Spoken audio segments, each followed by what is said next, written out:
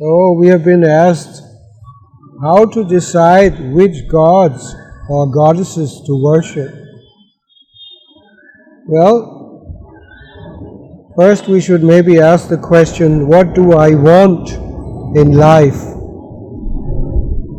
Depending on what is my desire, there are so many different gods and they can fulfill different desires.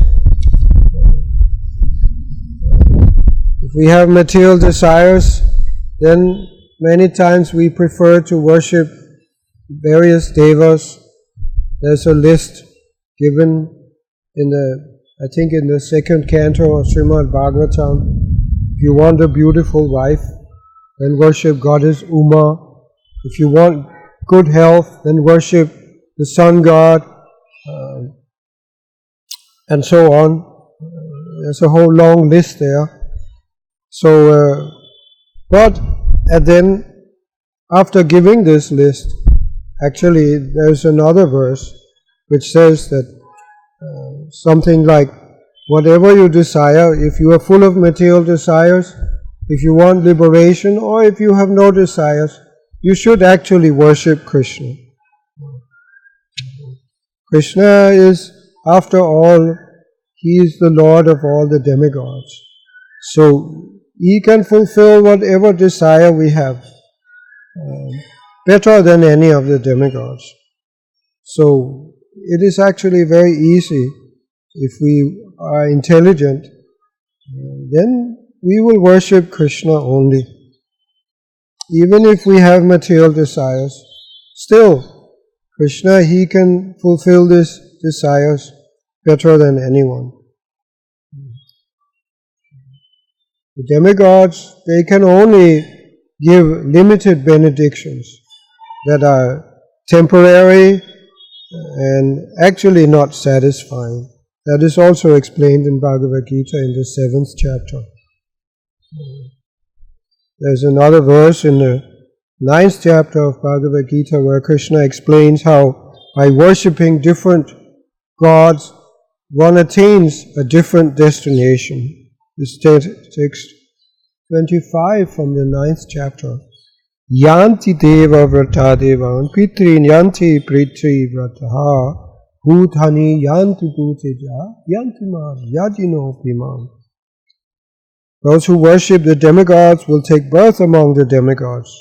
Those who worship the ancestors go to the ancestors. Those who worship ghosts and spirits will take birth among such beings.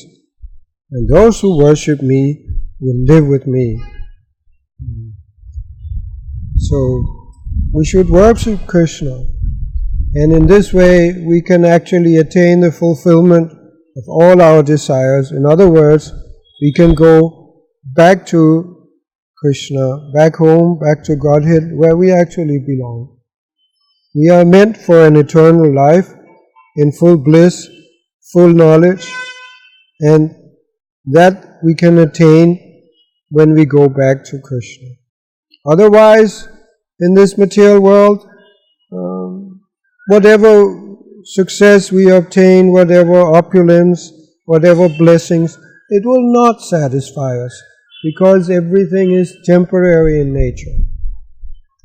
So for some time, we may find some pleasure in these things, but they will be taken away from us, and then the suffering is double as much.